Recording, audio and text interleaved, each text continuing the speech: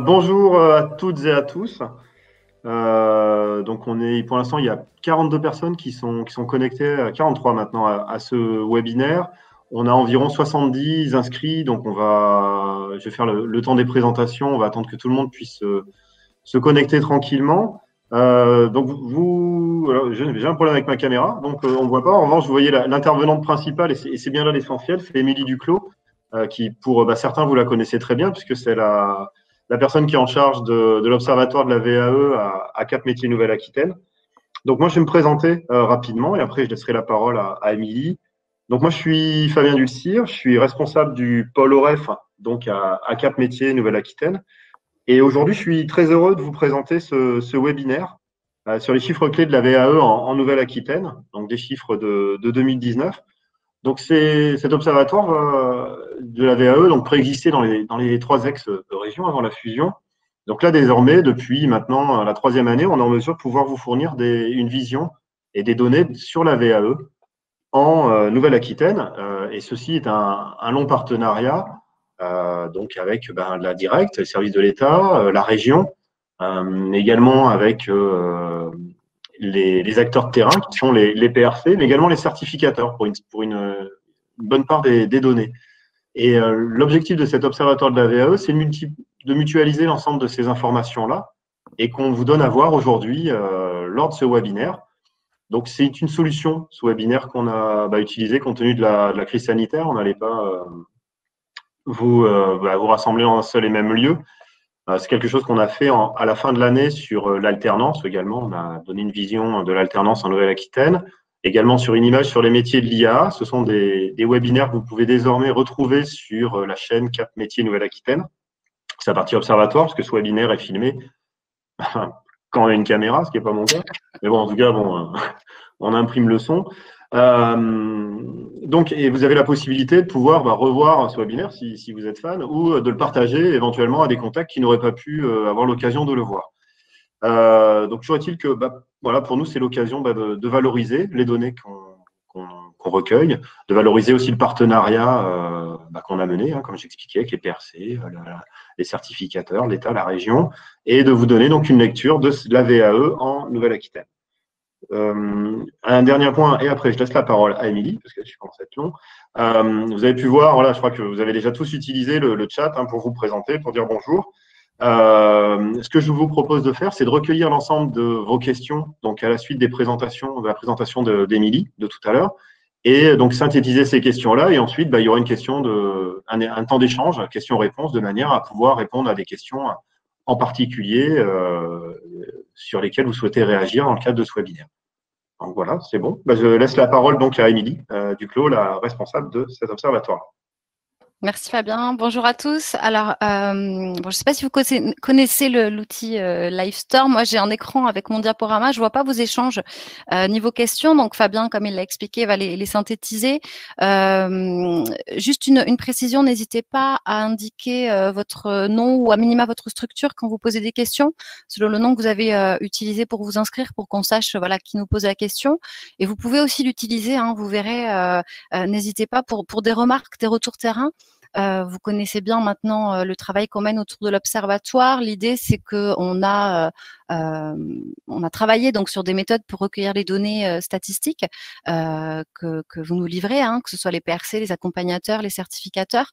Mais évidemment, on est toujours preneur de faire vivre ces données par vos retours de terrain et tous les éléments qualitatifs que vous pouvez dont vous pouvez nous faire bénéficier. Donc voilà, n'hésitez pas à réagir. Je ne verrai pas, mais à la fin, voilà, on pourra synthétiser tout ça et vous répondre. Ce webinaire, on va vous présenter succinctement donc toutes les données Néo-Aquitaine 2019. Ça va se dérouler en 3 parties. La première, vous le verrez sur l'information conseil en point régional conseil. Je vais faire aussi un petit zoom rapide sur une consultation qu'on a menée auprès des bénéficiaires de ces PRC. Pour mesurer leur satisfaction et voir avec eux s'ils avaient des propositions d'amélioration en fait de ce service. Et puis, je vous présenterai les données sur l'accompagnement des demandeurs d'emploi et sur la certification par la VAE.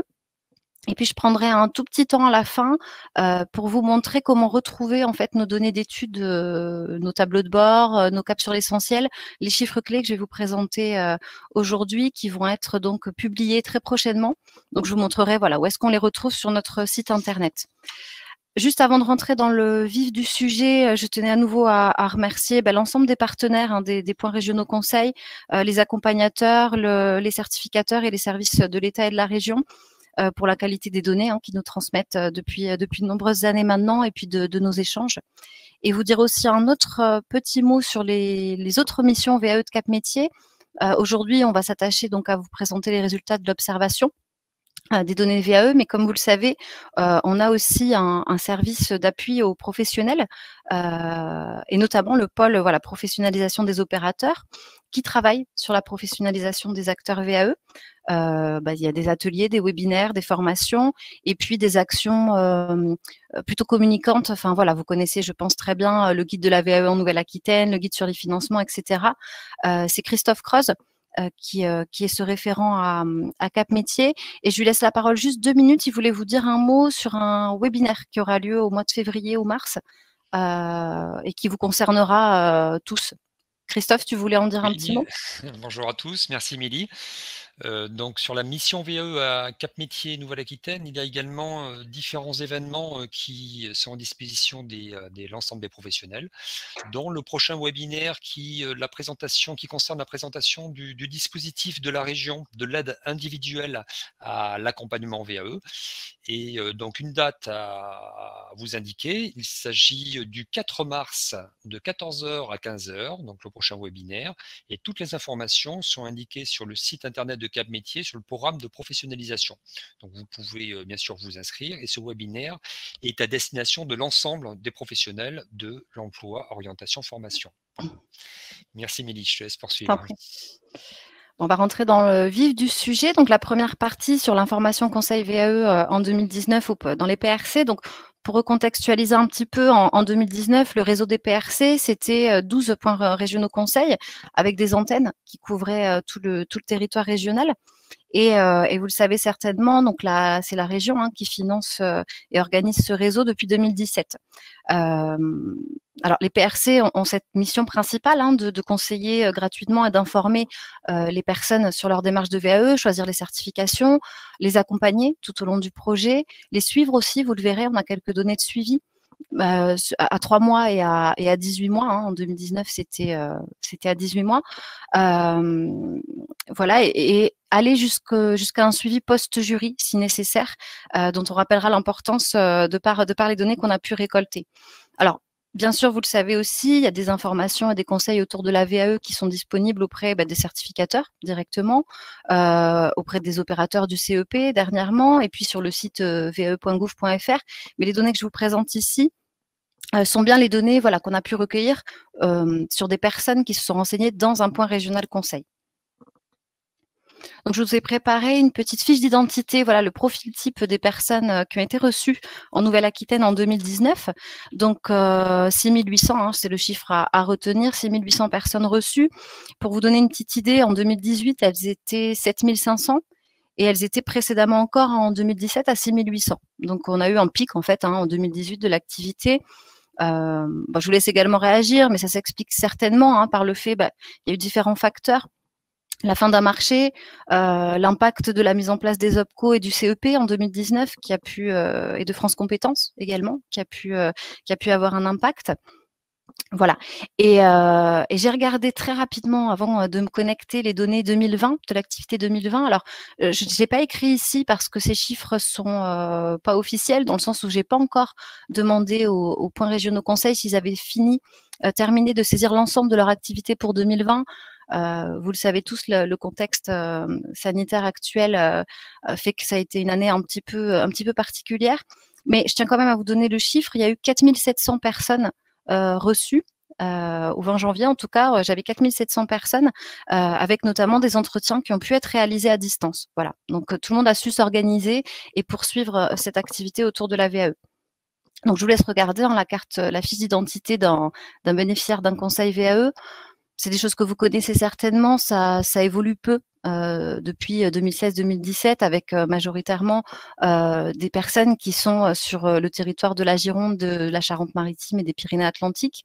Ce que je trouvais intéressant, je ne sais pas si vous voyez bien la carte à l'écran, c'est de regarder la légende en fait. Vous avez les départements qui sont en gris un peu plus foncé, qui sont dans les départements dans lesquels en fait la part des personnes reçues en PRC est surreprésentée par rapport à la répartition régionale de la population active. Voilà, donc c'est pour donner un petit peu une idée voilà, de ce maillage territorial des PRC et de leur accueil.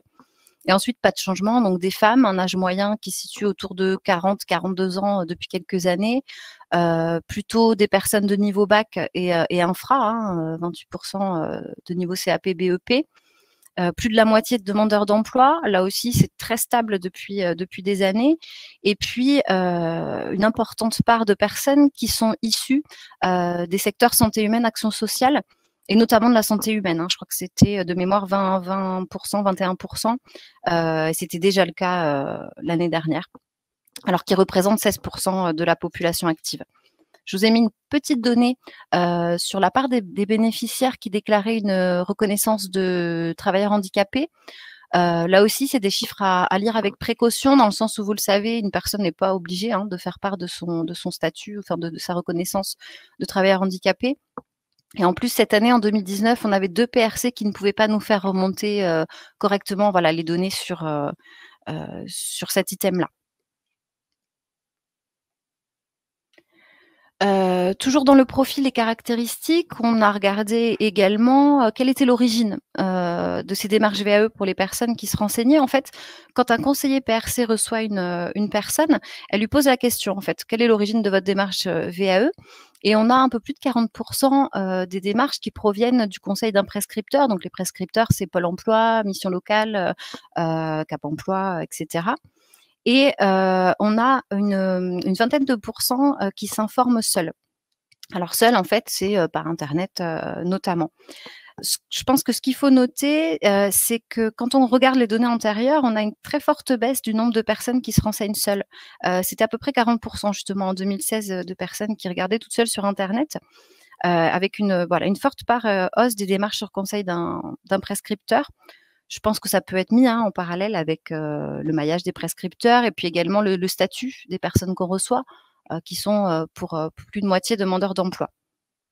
En termes d'objectifs, là aussi, ça reste cohérent. L'objectif principal, quand on engage ce renseignement autour d'une démarche VAE, c'est plutôt la recherche d'emploi. Voilà. Mais alors là aussi, ça dépend beaucoup du statut. Quand on isole en fait les personnes en CDD ou CDI, la démarche a plutôt pour objectif principal la promotion professionnelle ou le changement d'emploi. Voilà, bon, vous avez les détails des autres objectifs, origine des démarches dans le tableau de bord qui est en ligne sur notre site internet. La moitié des personnes visent des certifications qui sont plutôt de niveau inférieur ou égaux au bac.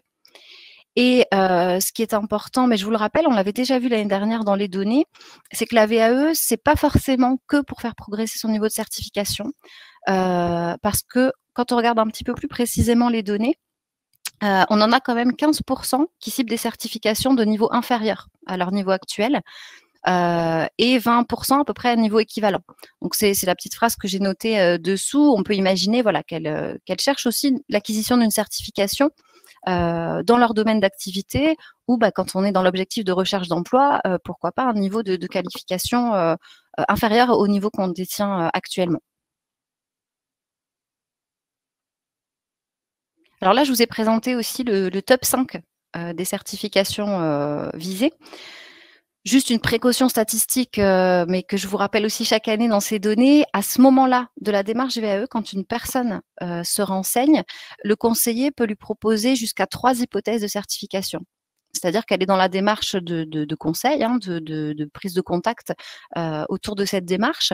Donc, nous, quand on rassemble ces données et qu'on vous présente ce top 5, on cumule en fait ces 3 hypothèses. Là aussi, depuis des années, pas trop de changements dans ce top 5, sauf l'ordre des certifications qui peut changer, avec toujours en numéro 1 le diplôme d'État d'aide-soignant. Et c'est suivi après, vous le voyez, avec plutôt des certifications autour de la petite enfance, du social ou du commerce avec le BTS MUC. Voilà, et j'ai mis une petite colonne pour montrer quand même cette distinction importante. Les certifications visées sont assez genrées parce que vous le voyez quand on regarde les certifications visées par les hommes.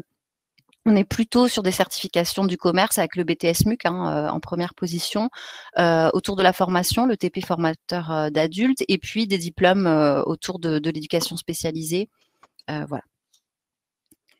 Vous dire quoi d'autre là-dessus que ce qui est important de voir, c'est que c'est lié aussi au fait que plus d'un tiers des bénéficiaires qui viennent se renseigner sur la VAE sont issus de ces secteurs d'activité commerce, santé, sociale, etc.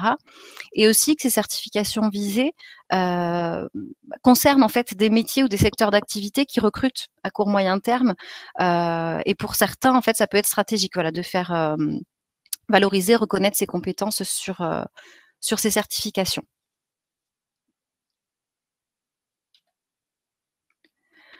Je vous présente également l'issue à la suite d'un entretien conseil. Quand la personne est reçue pour un conseil, à la fin de son ou de ses entretiens, le conseiller lui pose la question, est-ce que la démarche VAE c'est fait pour vous? Vous allez vous lancer ou pas? Ou vous prenez le temps de la réflexion?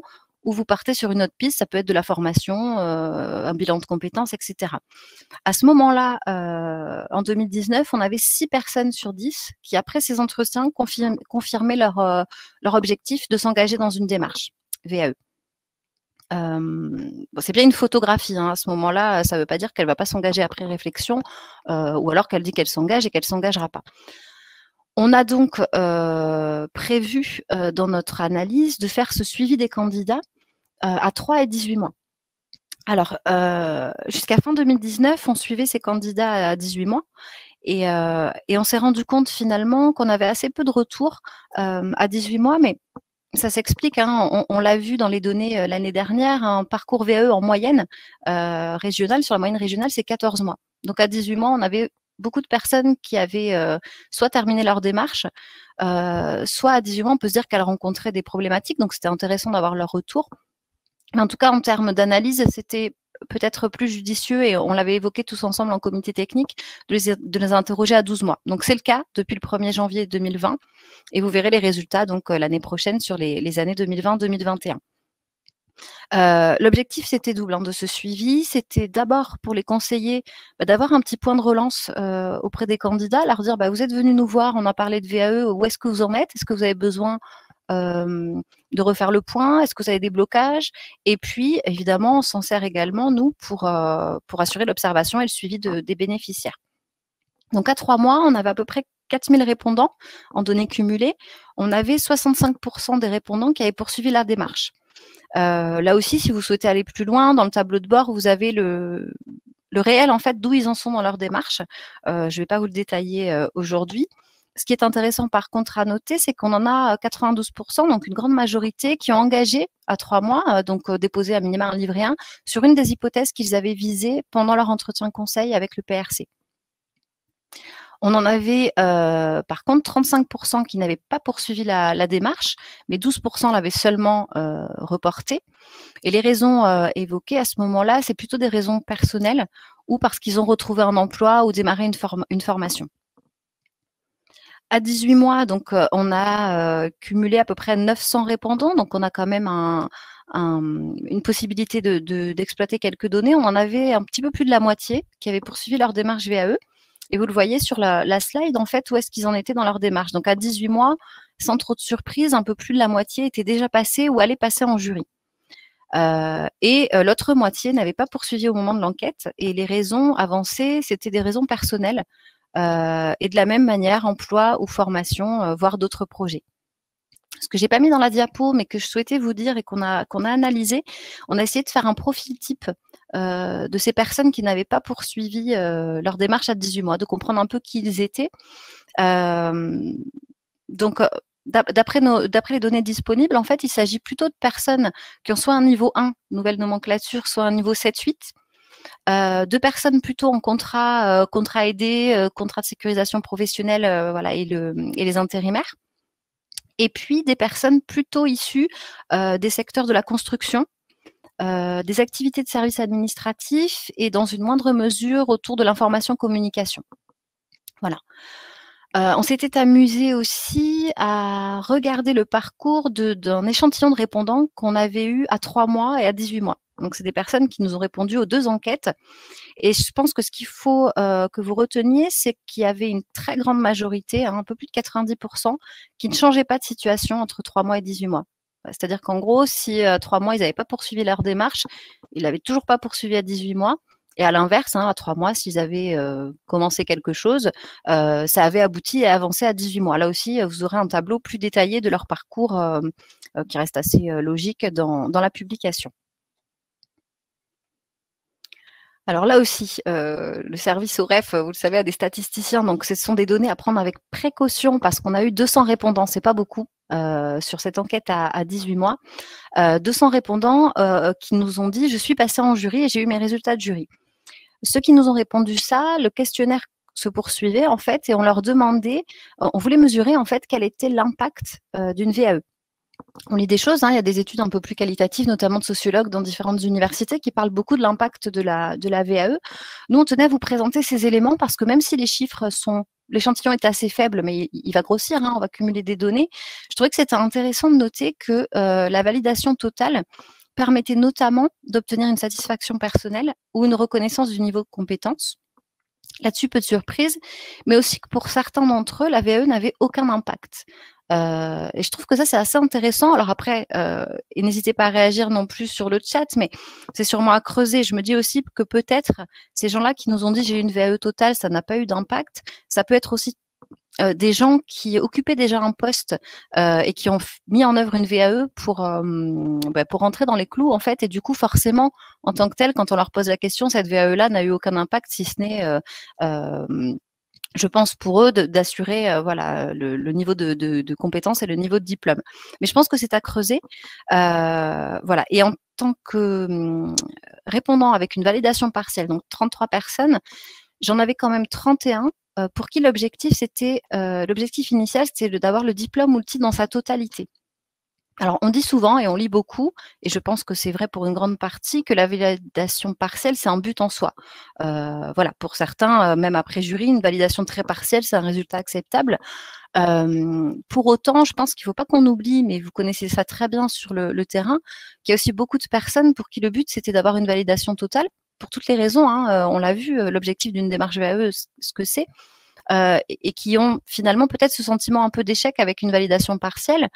On y va aujourd'hui sur un parcours où la VAE, c'est un bout du parcours, on peut faire de la formation, etc. en suivant, mais je trouve que ça interpelle et ça rappelle l'intérêt du post-jury, que ce soit les préconisations post-jury et cet accompagnement. Et vous le voyez, pour 9 d'entre eux, sur ces 31 personnes, ils nous répondaient « j'ai eu des préconisations post-jury qui n'étaient pas claires, donc je ne sais pas quoi faire, je reste juste avec une validation partielle qui n'était pas mon but ».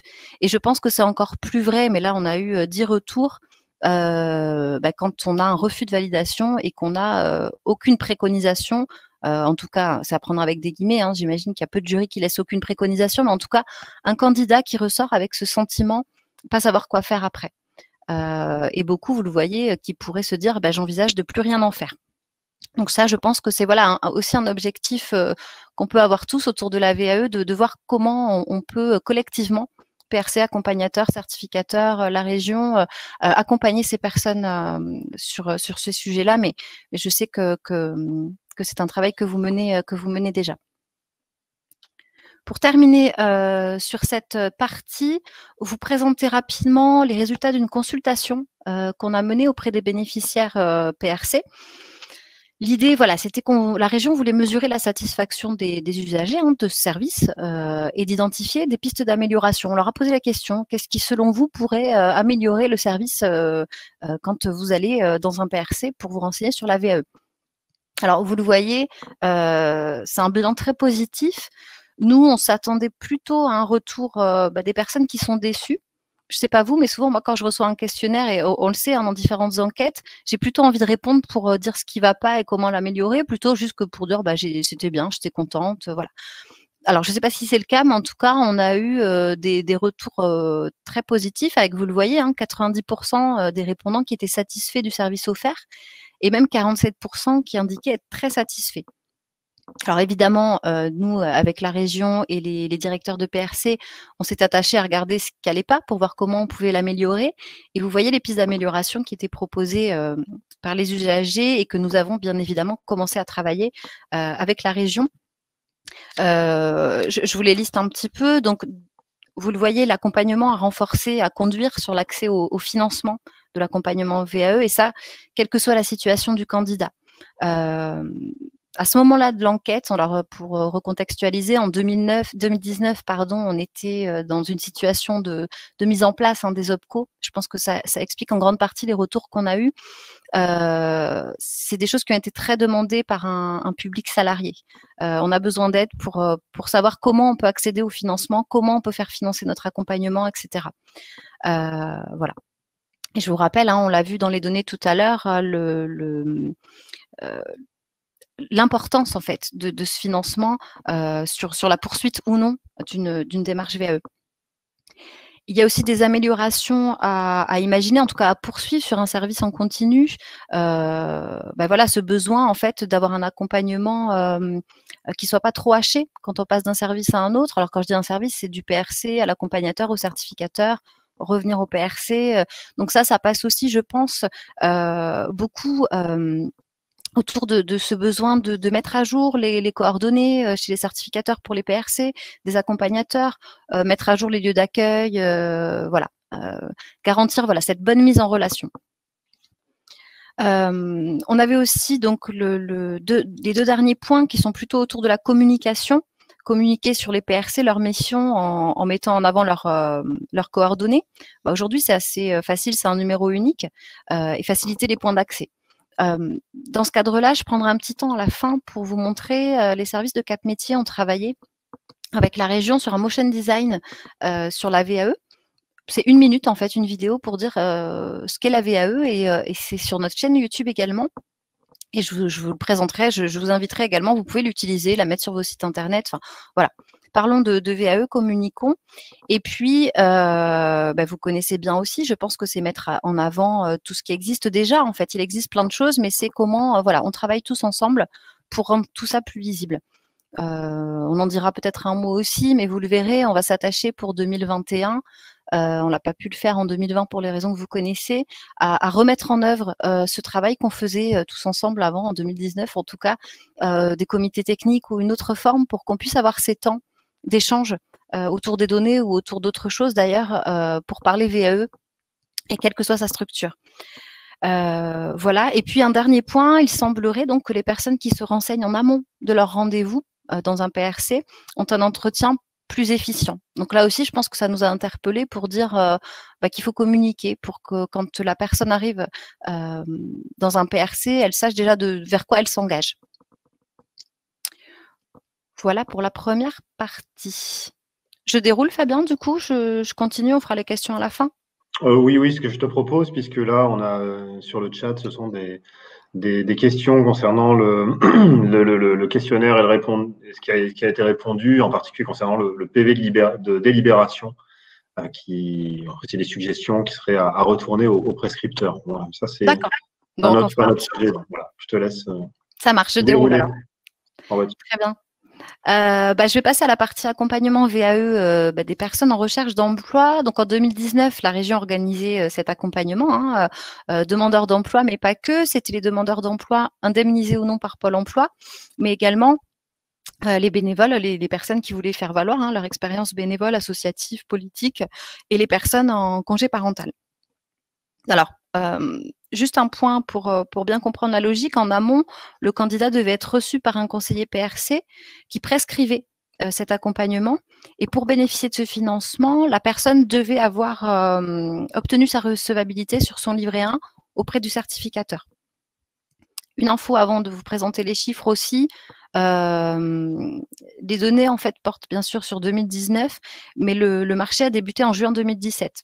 Mais pour autant, en fait, la saisie des données dans nos outils, le temps que ça se mette en place, n'a démarré qu'en juin 2018. Donc, c'est pour ça que je vais vous présenter les données disponibles. Et puis, le marché complémentaire d'accompagnement au titre pro du ministère de l'Emploi, lui, n'a débuté qu'en mai 2019. Donc, voilà, les données vont concerner cette partie-là. Vous le savez certainement aussi, ces marchés prennent fin en mars et en novembre. Et il y a un nouveau dispositif 2021 sur de l'aide individuelle. Et justement, donc, il est prévu une information officielle à ce sujet avec la région très prochainement. Donc, je vous ai fait juste une petite slide pour vous donner les grandes caractéristiques d'un accompagnement en termes de durée. Voilà, donc c'est un peu plus d'un mois, 35 jours, la durée moyenne entre l'entretien d'accueil quand je reçois la personne et le début de l'accompagnement. Un accompagnement pour l'élaboration du dossier de validation, c'est le principal accompagnement, en moyenne, c'est 12h30. Et puis, la durée moyenne entre un début et une fin d'accompagnement, c'est 6 mois. Comme toutes les moyennes, ça cache des réalités différentes. L'amplitude de l'accompagnement, elle se situe entre 24 jours. Pour exemple, on a regardé un petit peu dans la base de données, on avait un TP manager d'unité marchande qui a pris 24 jours et un CAP accompagnement éducatif petite enfance qui a pris 36 jours et qui se sont soldés d'ailleurs par une validation totale. Et à l'inverse, on a eu des titres, alors j'ai pas noté exactement lesquels, et un diplôme d'État qui ont pris 18 mois et demi, un BTS MUC aussi, et qui se sont également soldés par une validation totale. Donc voilà, ça reste une moyenne, comme son nom l'indique. Et puis, une durée moyenne entre un début d'accompagnement et un passage en jury, qui est d'environ 10 mois. Bon, là aussi, c'est à prendre avec des précautions parce que les données de date de passage en jury étaient assez peu complétées dans la base. Mais voilà, c'est une moyenne qui se présente. Alors, de la même manière, je vous ai fait une petite carte d'identité du profil type des bénéficiaires d'un accompagnement. Donc, un accompagnement en 2019, c'était 580 personnes qui ont été accompagnées dans ce cadre-là, notamment des demandeurs d'emploi indemnisés ou non. Et ça représente 16% du public qui a été reçu dans un PRC qui pouvait entrer dans le dispositif. C'est-à-dire que ce n'est pas 16% de tous ceux qui sont venus en PRC qui ont été accompagnés, c'est bien 16% de ceux qui pouvaient entrer dans le dispositif. C'est-à-dire que j'ai regardé en fait le statut des personnes reçues, bénévoles, demandeurs d'emploi, congé parental. Donc, ils étaient 3600. Et sur ces 3600, 580 ont fait la demande et ont bénéficié donc d'un accompagnement financé en 2019. Là aussi, je vous ai mis la petite carto assez logique, assez liée aussi à la part de la population active et puis des personnes reçues en PRC. Mais je vous ai mis en couleur un peu plus foncée les départements dans lesquels ceux qui ont eu un accompagnement sont surreprésentés par rapport à ceux qui auraient pu l'être, qui ont été reçus en PRC. Ce qu'il faut noter, donc, c'est beaucoup de femmes, 74%, mais vous allez le voir, c'est assez lié au type de certification sur lesquelles les candidats sont accompagnés, et un peu moins de la moitié, 49% des personnes qui ont été accompagnées sur un diplôme de l'éducation nationale.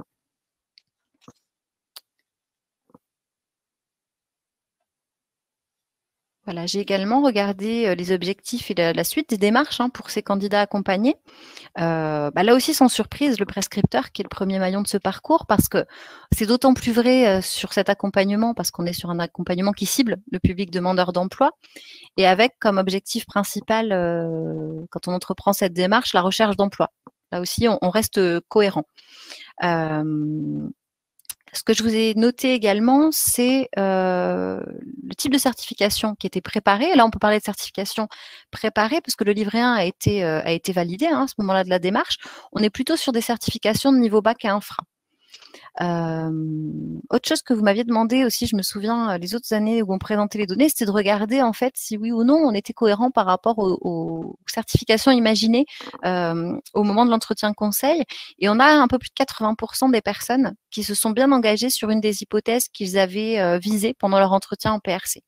Et pour les autres, les 20% restants, la très grande majorité s'engageait tout de même dans la même spécialité de formation. Donc, on voit qu'il y a eu évidemment un réajustement après, pendant ce parcours pour viser cette certification. Je vous ai fait aussi le top 5 des certifications préparées. Assez peu d'étonnement, toujours les mêmes certifications préparées par la VAE, avec le diplôme d'état d'auxiliaire de puère qui arrive dans le classement en numéro 4, mais c'était le 6e, il n'était pas dans le top 5 pour les certifications visant en PRC. Par contre, je pense que ce qu'il faut retenir et qu'on a regardé, c'est l'impact de cet accompagnement. j'ai comparé en fait le taux de poursuite ou non d'une démarche. Vous savez, ce questionnaire dont je vous ai parlé tout à l'heure à 3 mois et 18 mois, pour des personnes qui ont été accompagnées. Alors, je l'ai regardé sur les profils équivalents, c'est-à-dire que j'ai pris les personnes reçues en PRC avec un statut demandeur d'emploi et j'ai regardé combien à 3 et 18 mois poursuivaient leur démarche. Donc, elles étaient à 52% et 41%. Et j'ai regardé ensuite le public qui était accompagné, donc demandeur d'emploi. Et vous voyez, les chiffres parlent d'eux-mêmes. On est à 95% de poursuite à 3 mois et 86% à 18 mois. Donc, on voit naturellement cet impact important d'un accompagnement à la VAE sur le déroulé, la poursuite de la démarche. Au-delà de la poursuite, on a regardé également les premiers résultats en fait autour des abandons. On avait la possibilité, grâce aux accompagnateurs qui ont saisi des données, de savoir si oui ou non une personne décidait d'abandonner la démarche VAE à ce moment-là du parcours. De mémoire, il y avait à peu près 70-80 répondants. Donc là aussi, c'est des données qu'on va continuer d'analyser. Hein. Plus on en aura, plus ce sera intéressant. J'ai fait une analyse verbatim, c'est-à-dire que c'est des gens qui nous répondaient, enfin qui répondaient aux accompagnateurs, soit par mail, soit c'était écrit directement dans la base. Donc voilà, pour quelles raisons j'ai abandonné. Et j'ai pu les regrouper en 5 catégories. La plupart des abandons à ce moment-là de la démarche sont liés à une activité une reprise d'activité professionnelle ou une entrée en formation. C'est à peu près 40% des retours. Là aussi, pas étonnant, on a un public majoritairement demandeur d'emploi, on retrouve un emploi, on se consacre moins à sa VAE, donc on abandonne la démarche. L'autre partie des candidats abandonnés sans donner le motif ou sans donner de nouvelles malgré relance de l'organisme. Donc ça, c'est quand même 30% des situations. Des gens qui disparaissent dans la nature et on ne connaît pas en fait la raison de cet abandon. Et d'autres qui réalisent à ce moment-là, alors qu'ils sont en train d'être accompagnés, qu'ils ont déposé leur livret 1, un décalage entre les compétences qu'ils ont pu acquérir et celles qui sont requises pour l'obtention de la certification envisagée. Et ils disent que c'est en le travaillant avec l'accompagnateur qu'ils se rendent compte qu'il y a un décalage et que soit la VAE n'est pas fait pour eux, soit ça ne sera pas la bonne réponse. Et enfin, d'autres font part de trop grandes difficultés pour l'analyse, la description de leur activité, enfin voilà, pour mettre en place un livret 2. Et les autres, c'était évidemment des raisons personnelles, avec notamment des problèmes de santé ou ce genre d'événements qui font qu'on stoppe sa démarche. Voilà. Il me reste quelques minutes pour qu'on ait le temps d'échanger, pour vous présenter les données sur la certification. Je vais vous présenter un bilan en fait de l'activité 2019 qui n'est pas exhaustif. On est en train de travailler avec les certificateurs régionaux. Ça a été un peu plus compliqué cette année. Il faut qu'on refasse des conventions, qu'on retravaille, vous le savez, sur des bases de données. Sur l'observatoire des parcours, on est sur de la donnée individuelle, de la donnée nominative qui est anonymisée, mais qui nous permet de retracer du parcours.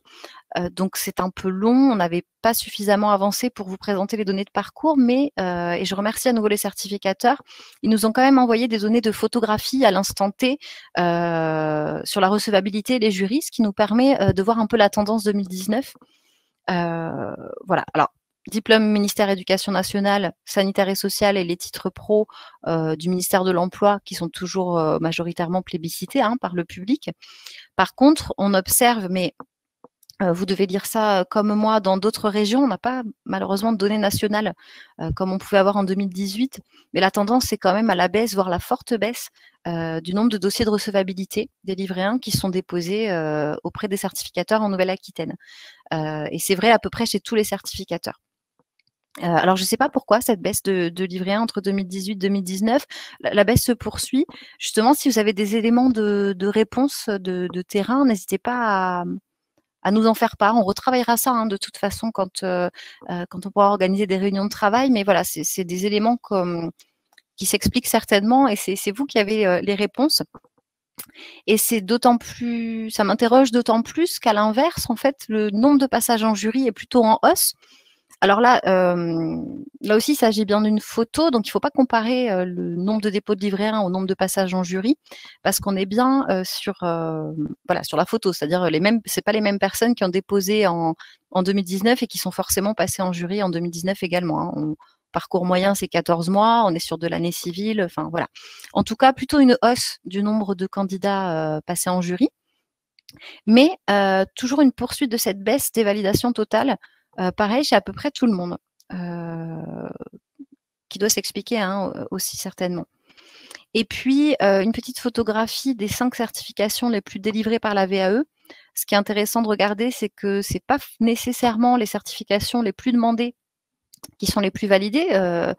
Vous le savez, hein, par exemple, dans l'exemple du DE aide-soignant, on a une très, très forte part de validation partielle qui s'explique de fait. Hein, si on n'occupe pas le poste, on ne peut pas occuper le poste d'aide-soignant sans le diplôme d'État. Et pour accéder au diplôme d'État, forcément, bon, vous connaissez ces mécanismes mieux que moi.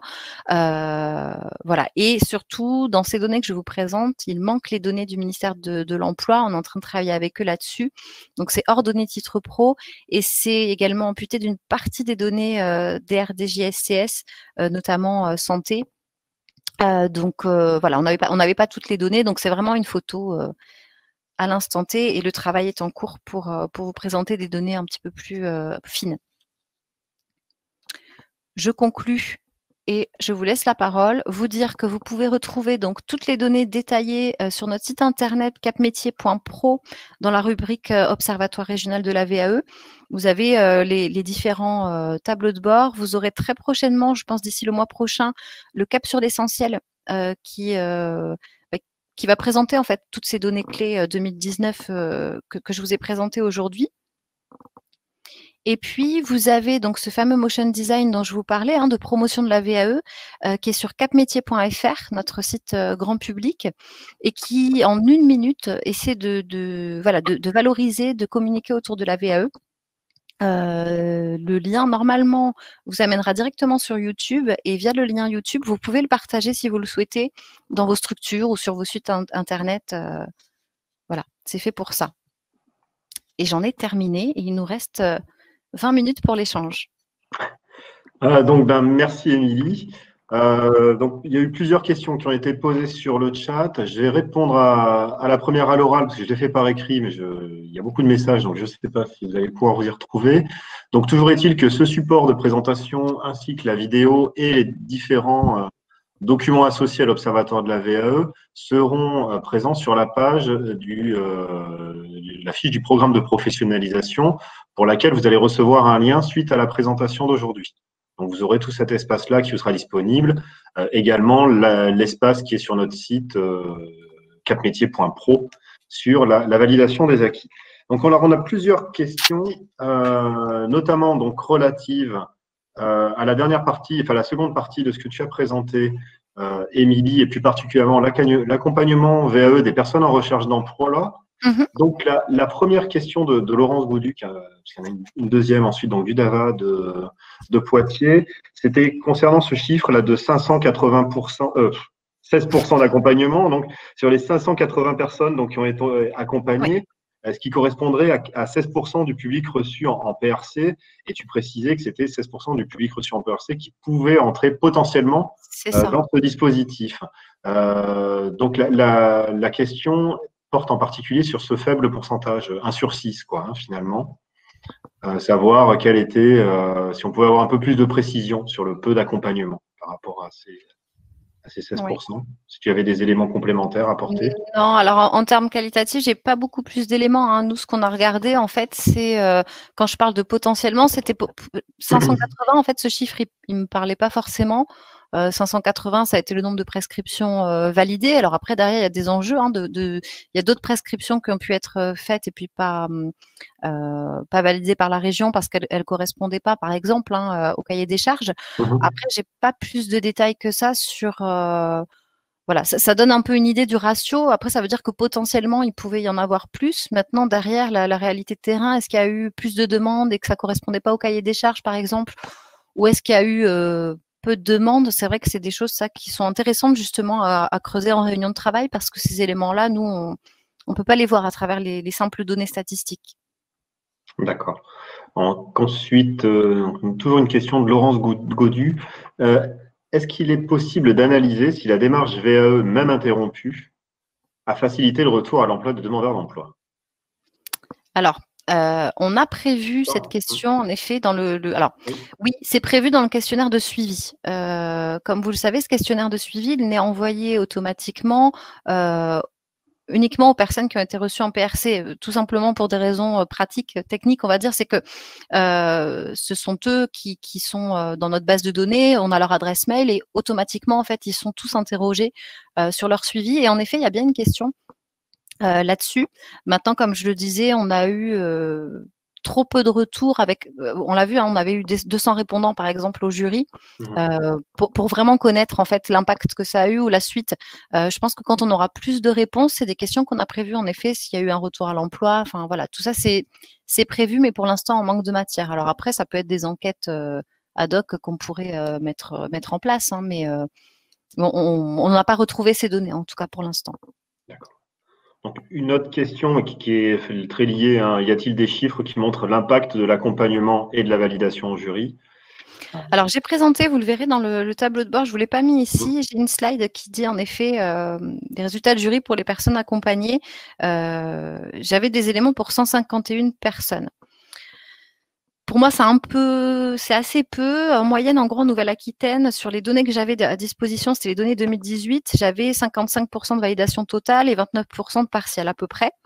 Et pour celles accompagnées, j'ai comparé, c'était très proche de la moyenne parce que j'avais 56% de validation totale et 27% de validation partielle. Donc, c'est très proche. Mais surtout, ce que j'ai regardé, hein, comme je disais, c'était la part des abandons et les raisons. Et puis, les éléments sur les entretiens post-jury. Voilà, c'était plutôt de l'analyse qualitative parce qu'avec 151 répondants, on n'a pas voulu en faire des statistiques. On n'en aurait pas dit grand-chose. Oui. Et donc, plutôt la part… Ah la oui, part de non-validation, alors oui. elle était de 16% pour les personnes non accompagnées et de 17% pour les personnes accompagnées. Oui. Voilà, mais sur 151 personnes, hein, donc en gros, on en avait un point de plus validation totale et un point de plus sans validation et 2 points de moins en validation partielle. Je suis pas sûre qu'on puisse en dire grand-chose sur 150 personnes pour l'instant. Mais c'est aussi l'objectif de l'Observatoire et c'est ce que je disais en introduction, le travail auprès des certificateurs est en cours, c'est-à-dire qu'on va recenser des données individuelles sur les jurys notamment, et on va retrouver en fait nos candidats accompagnés. On va pouvoir en fait les relier aux bases de données des certificateurs, et là en fait on va pouvoir mesurer cet impact de l'accompagnement. C'est l'objectif de l'Observatoire. Voilà, on ne peut pas le faire pour l'instant parce qu'on n'a pas encore accès aux bases de données individuelles. D'accord. Et ensuite, une question de Stéphane Petria. Envisagez-vous un retour vers les prescripteurs? Donc, j'imagine de ces éléments chiffrés. Alors, ils sont des prescripteurs. Pôle emploi travaille étroitement avec les services de la région. Après, je ne sais pas si quelqu'un de Pôle emploi, là, par exemple, est connecté, mais c'est vrai ils font partie de nos partenaires qui sont invités au comité technique, alors qu'on n'a pas fait, hein, cette année était un peu particulière, mais qu'on va faire là sur 2021. Et ils sont destinataires, en tout cas, de nos résultats d'études, etc. Ouais.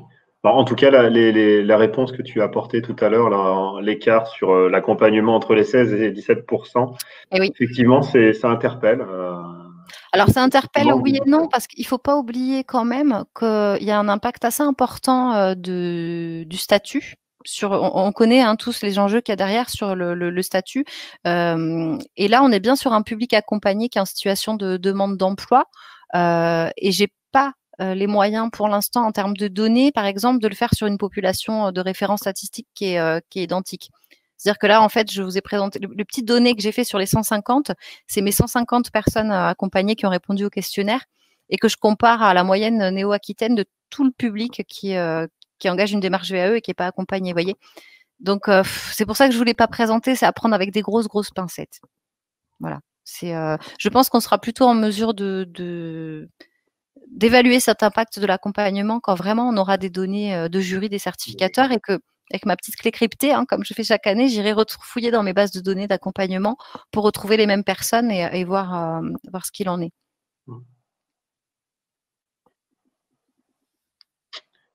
Bon, visiblement, on n'a plus d'autres questions. Alors, on a une intervention de Villesauque Phonefactkit, c'est pas simple, excusez-moi si j'ai accroché votre nom et votre prénom du CFPBA de la Charente. Donc, il est vrai qu'en tant qu'accompagnateur, nous n'avons pas d'obligation de résultat, mais notre travail amène souvent une validation partielle, en tout cas dans notre cas. Après, ce que je disais aussi, hein, en soi, je pense que c'est intéressant. Il y a une étude, alors j'ai fouillé un peu dans mes papiers, j'ai pas retrouvé le nom, mais qui est sortie à l'université d'un département voisin, mais je le retrouverai, je vous donnerai les infos quand on fera le comité technique sur justement l'impact de la validation en cas de VAE, et qui dit bien hein, que la VAE, ça peut être un but en soi, mais pas que, mais comment dire, le fait que ça amène à une validation partielle, je pense que, mais vous le savez tous très bien, c'est pas une fin en soi. C'est-à-dire qu'on peut également avoir des parcours mixtes. Enfin voilà, on tend de plus en plus vers ce type de parcours. La VAE, c'est un petit morceau du parcours, quoi. Donc je pense que l'important, c'est l'accompagnement jusqu'au jury, mais je pense qu'il faut vraiment pas oublier toute cette partie, mais d'après jury, quoi. Qu'est-ce qu'on fait avec cette validation partielle et surtout comment on recapte le candidat. Et c'est là, je pense, que tout le rôle des points régionaux conseils, hein, et qu'on a cette force en Nouvelle-Aquitaine, c'est que c'est peut-être à ce moment-là qu'on peut aussi le repêcher et retravailler avec eux le projet. Bon, écoute, je crois qu'on a épuisé les questions. Et non, à chaque fois que je dis ça, il y a une question qui revient. La comparaison donc, porte sur des personnes pas accompagnées via le dispositif région. Peut-être sont-elles accompagnées d'une autre manière ou sur un autre financement. Exactement. Oui, c'est tout à fait ça. Ouais. Oui, tout à fait. C'est pour ça que je dis ma population de référence. En fait, j'ai juste l'info pour l'instant et demandeuse d'emploi et a été accompagnée par le dispositif région, hein, parce que j'avais un retour dans mon outil, mais c'est tout. Donc c'est pour ça hein, que faut faire attention. Un focus sur ce dispositif-là de la région. Hein. Oui, tout à fait. Il n'y a eu aucun retour en fait sur cette. Moi, je m'interrogeais beaucoup en fait sur cette chute, mais qui est aussi nationale, hein, de dépôt de livret 1. Enfin, la chute en fait de l'engouement vers la VAE. Alors, je pense que 2020, ça va être particulier, mais est-ce que vous avez des retours terrain? Est-ce que vous savez expliquer aussi cette baisse d'activité autour de la VAE? Il n'y a eu aucun retour. Je relis le chat un petit peu, mais. Non. Donc, d'où l'importance de vite organiser des réunions de travail en présentiel. C'est ça. Dû au nombre de dépôts sur contrat. Donc oui, il y a une baisse d'activité donc sur 2020, en tout cas au niveau du DAVAS, qu'on peut également à l'université de Poitiers. Ouais. Après, peut-être ça viendrait de la modification des diplômes, effectivement, dans certains. Un certificateur ont une évolution. Je crois qu'il va y en avoir d'autres dans le domaine du sanitaire et social en mars. Oui, ça va beaucoup bouger. Il y a peut-être une communication à faire aussi là-dessus, je ne sais pas. Très bien. Ce sera l'occasion d'en discuter prochainement. Et espérons-le. Donc, en tout cas, c'est une baisse qui est constatée par beaucoup. Hein, effectivement, là, il y a 10-15% pour le DAVA de Bordeaux, par exemple. Donc, oui, ça continue à chuter. Ouais. En même temps, la situation actuelle ne facilite pas non plus la prise de rendez-vous. En tout cas, on vous remercie vraiment d'avoir joué le jeu de ce premier webinaire parce que c'était une première pour Émilie et pour la présentation de l'Observatoire de la VAE. J'espère que ça n'a pas été trop long, trop complexe. Voilà, et c'est qu'on utilise une matière qui sont les chiffres et qui ne sont pas toujours une matière très, très vivante. Mais on essaie de faire au mieux en fait pour la rendre la plus accessible possible en tout cas. Donc en tout cas, on vous remercie beaucoup et puis on vous souhaite une bonne fin de journée. Et puis merci Émilie. Merci à tous, à bientôt.